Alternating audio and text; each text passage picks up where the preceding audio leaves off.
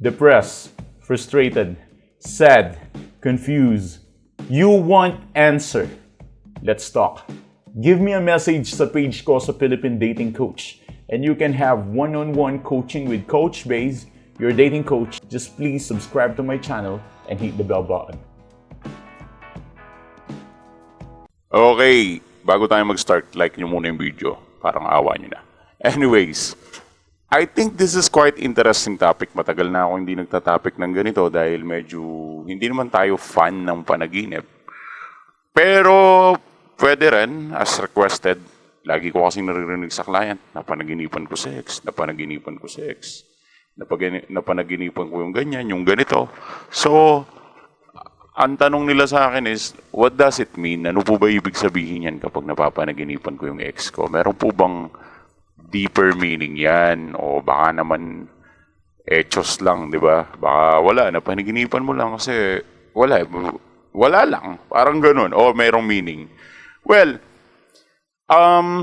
it's kind of mixed answer to me. Hindi ko siya masasagot ng rekta talaga na may meaning. Hindi ko rin siya pwedeng sagutin na walang meaning kasi minsan yung mismong universe, vibration, manifestation, or anything that has something to do with law of attraction, minsan involved sa mga ganitong bagay. Kaya, this is such a mystery. Pero ito yung mga typical na kwento sa panaginip na tungkol sa yung ex na maaaring mag-vary depende sa yung sariling karanasan tsaka damdamin mo. Pero narito yung mga posibleng kwento na maaaring matagpuan. Like, for example, pagbabalikan sa kwentong to, maaaring napanaginipan mo na nagbalikan kayo ng ex mo, maaaring nagkasundo kayo muli, nagpakita ito ng pagnanais na magbalik ka sa buhay niya or somehow parang ganon. Or meron din namang mga panaginip na nagkaroon kayo ng closure, o kaya mga panaginip na parang nandun lang kayo sa past, parang nagto-throwback ka lang tungkol sa mga nangyari sa inyo noong nakaraan dun sa panaginip mo. O kaya nananaginip ka na mayroong mga pagbabago, may mga changes na nagaganap. O kaya mga panaginip na parang ang weird, biglang yung ex mo, may dalang ganito, may dalang ganyan. Alam mo yun, iba't ibang uri ng panaginip. Pero bago ang lahat, gusto ko munang i-explain bakit nga ba nagkakaroon ng panaginip ang isang tao. Ganito kasi yan. So, in psychology, ganito yan. Meron tayong tinatawag na brain activity. Na kahit natutulog na ang katawan, patuloy pa rin yung activity ng utak. So, kapag nagpatuloy ang activity ng utak, kahit nakapatay na yung katawan, is magkakaroon pa rin siya ng REM kung tinatawag. Ang tawag dito is rapid eye movement or REM. Ang stage ng pagtulog ay ang panahon kung saan karaniwan nangyayari yung panaginip. So, for this moment, maraming bahagi ng utak ng tao yung active. Kabilang na yung mga bahaging merong kinalaman sa tatlong bagay. Memory, emotion, at imagination. Itong tatlong to ay hindi mo kontrolado during the time na natutulog ka. Pero kapag naglaro ang emosyon, ang imagination at ang memory mo, that will be the time na makakapag-compose sila ng panaginip. Meron tayong tinatawag na memory consolidation. Dahil ang panaginip ay maaaring part siya ng isang process na merong memory consolidation. Kung saan yung karanasan tsaka yung information na nakukuha mo sa loob ng araw ay sinasalin sa pangmatagalang memorya habang natutulog ka. So, it's somehow parang sinasalin, nagkakaroon ka ng parang lumulutang yung kaluluwa mo and it will think freestyle, di ba? So, sa pamamagitan ng pagpapalakas ng neural connection sa utak, ang mga pangyayaring ito sa damdamin na nararanasan sa totoong buhay ay maaaring lumitaw sa inyong mga panaginip. Ito pa, because of the emotion and stress mula sa mga pangyayari sa totoong buhay, maaaring magdulot ito ng mga panaginip na may kaugnay sa mga bagay na to. Nagbibigay din yung utak ng mga bagay na malalalim na emotional na may kahulugan na maaaring magresulta ng mas maraming panaginip tungkol sa mga bagay na to. So it's kinda, this is kind of freestyle thing. Basta kung ano nararamdaman mo at bigat ng stress mo, talagang mapapanaginipan mo siya. And the number 4 thing is because of the psychological symbolism. This is one of the theories na ginawa ni Sigmund Freud. Kung familiar kayo kay Sigmund Freud.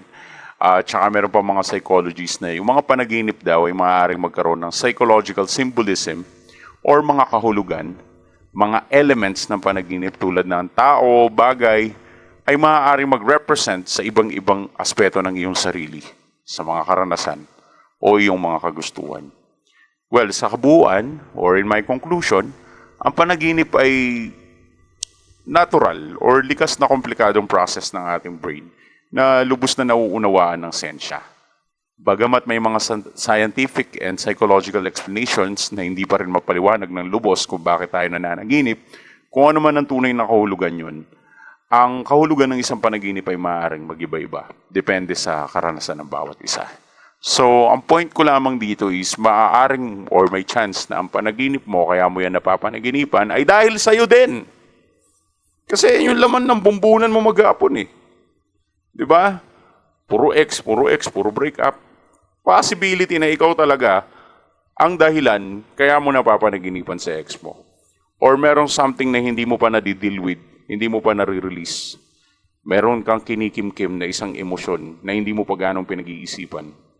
Na sa tuwing nananaginip ka, yung panaginip mo na lang yung gumagawa ng paraan na yun para ma-release mo yung emotion, para maka-discharge yung emotion, para mailabas mo yung emotion na yun. Minsan sa panaginip mo na lang nagagawa. So may chance, may possibility na kaya ka nananaginip ay dahil sa isang bagay, ay dahil nga sa yan yung nararanasan mo, nararamdaman mo, kinikimkim mo sa loob-looban mo na hindi mo alam kung paano mo ilabas, hindi mo alam kung paano mo pag-iisipan, at sa sobrang stress mo dyan, yan na rin yung napapanaginipan mo. So may chance na it's because of you. Pero, meron din naman sinabi ako kanina na may mga hindi kayang ipaliwanag ang sensya at ang psychology regarding dyan. So, siguro, sisimplihan ko na lang itong sa akin. Kung napanaginipan mo ang ex mo na ano man ang uri ng panaginip, iba-iba kasi yan eh. Minsan napanaginipan mo, nagkita kayo, tapos namasyal kayo, tapos nagiwalay kayo. Ano ibig sabihin nun? May mga ganun. So, hindi mo ma-predict kung ano talaga mapapanaginipan mo tungkol sa ex mo eh, no? Paiba-iba. Pero minsan, hindi mo rin maiwasan na mag-assume na baka mo siya napapanaginipan kasi iniisip ka niya. Yung mga ganun, di ba? Mga gusto mong gawing romantical way yung mga napapanaginipan mo. Well, sino bang makakaalam? Kapag naniwala kayo sa mga nagtatarot-tarot dyan sa YouTube, hindi totoo mga pinagsasabi ng mga yan. Magawa lang ng content yan. Dito kayo sa science. So, let us face reality. Kung panaginip lang to, gaya nga ng sabi ni Sigmund Freud, di panaginip lang, wala na tayong magagawa doon. Dream is just a dream. Then that's all. At kung meron man tong meaning, or meron man tong psychological meaning, malalaman natin yan sa future na. Kung sakaling bumalik siya, di bumalik siya. So, ang ibig ko lang sabihin, ignore all the signs that you can see your ex in your dreams. Kung makikita mo sa panaginip mo na yung ex mo, mahal ka pa, ganyan, ganito, let us just ignore that. Kung talaga mahal ka niya, dapat mag-reach out siya sa'yo, maabol siya sa'yo. I understand that you really want a sign. Pero sana huwag kang masyadong mainip, huwag kang masyadong kabahan, huwag kang masyadong gagad na, alikan na kami, yan, napanaginipan ko siya. Do not be overhyped na ganun. I still suggest na kahit mapanaginipan mo ang ex mo, you don't need to think that much. I mean, I want you to be professional all the time.